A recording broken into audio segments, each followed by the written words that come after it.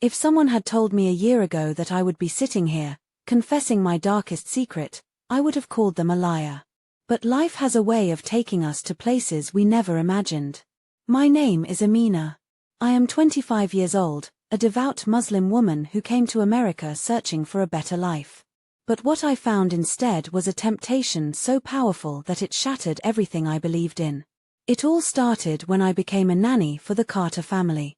They were wealthy, powerful, and lived in a mansion so grand that it felt like something out of a dream. The mother, Victoria, was a socialite who spent most of her days attending charity events and luxury shopping sprees. The father, James Carter, was a successful businessman, always working late, always too busy. And then there were the children, little angels who clung to me for warmth their parents rarely provided. At first, I was grateful. I had a roof over my head, food to eat, and a steady job. But as time passed, I began to feel the loneliness creep in. I was an outsider in this world, a woman who covered herself in modesty while surrounded by luxury and excess. And then, there was him. James was a man who carried power in the way he walked, in the way he spoke. He barely noticed me at first, just another employee in his perfect world. But one evening, everything changed. Victoria was away on one of her frequent trips, and James came home early. The house was quiet, the children asleep. I was in the kitchen, making tea, when he walked in. He looked tired, unguarded.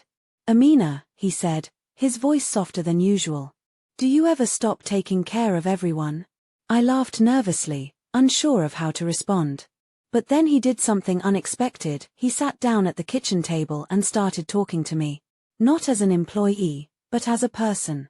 He asked about my life, my family, my dreams. And I, foolishly, let my guard down.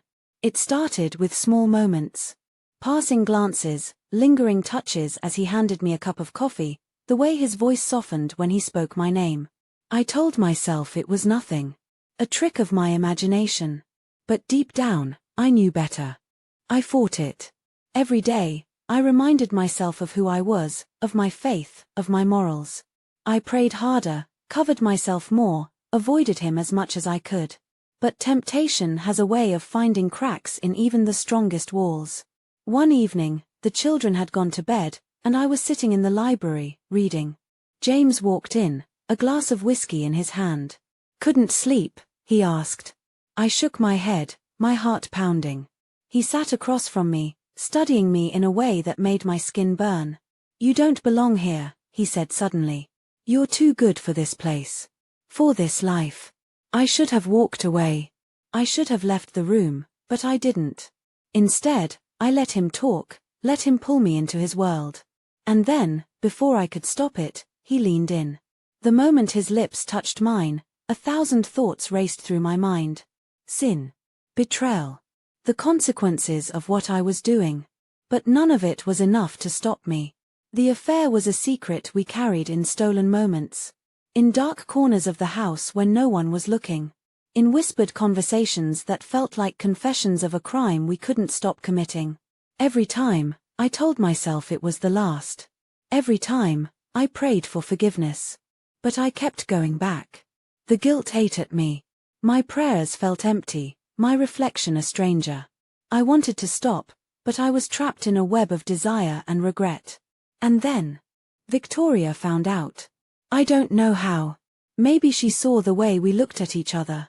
Maybe she noticed the way James lingered when I was in the room. But one evening, she confronted me. Her eyes were cold, her voice sharp. "How dare you? In my house. With my husband." I had no words. No defense. Only shame.